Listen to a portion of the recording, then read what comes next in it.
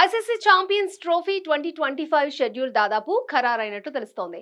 వచ్చే ఏడాది ఫిబ్రవరిలో ప్రారంభం కానున్న ఈ మెగా టోర్నీకి పాకిస్తాన్ ఆతిథ్యం ఇస్తున్న విషయం తెలిసిందే.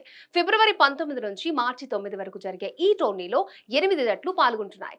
వన్డే వరల్డ్ కప్ 2023 ప్రదర్శన ఆధారంగా ఆస్ట్రేలియా, భారత్, న్యూజిలాండ్, దక్షిణాఫ్రికా, పాకిస్తాన్, ఇంగ్లాండ్, ఆఫ్ఘనిస్తాన్, బంగ్లాదేశ్ దేశాలు అర్హతను సాధించాయి. టాప్ 8 లో లేనప్పటికీ పాకిస్తాన్ ఆతిథ్య హోదాలోనూ అర్హత సాధిస్తుంది. కాగా ఈ మెగా టోర్నీ పూర్తి షెడ్యూల్, గ్రూప్ విభజన దాదాపు ఖరారైంది. తాజా సమాచారం ప్రకారం 8 జట్లను 2 గ్రూపులుగా విభజించారు. గ్రూప్ ఏలో భారత్, పాకిస్తాన్, న్యూజిలాండ్, బంగ్లాదేశ్, అలాగే group below Afghanistan, Australia, England, దక్షిణాఫ్రికా జట్లున్నాయి. గ్రూప్ దశలో టాప్ లో నిలిచిన జట్లు సెమీఫైనల్స్ కు అర్హత సాధిస్తాయి.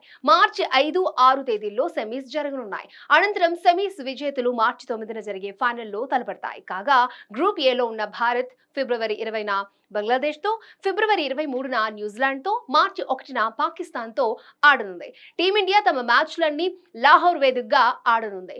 భారత్ నాకౌట్ దశకు చేరితే సెమీస్, ఫైనల్స్ కూడా లాహోర్లోనే ఆడనుంది. కాగా 2008 అనంతరం పాకిస్తాన్ పర్యటనకు భారత్ ఇప్పటి వరకు వెళ్లలేదు.